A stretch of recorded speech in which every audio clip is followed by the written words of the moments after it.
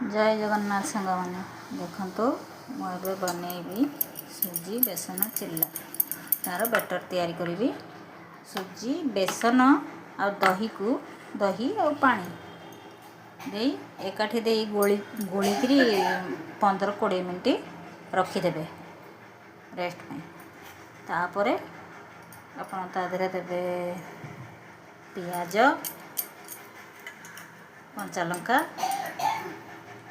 गाजर beat tomato धनिया पत्र आउ स्वाद अनुसार लुण देवे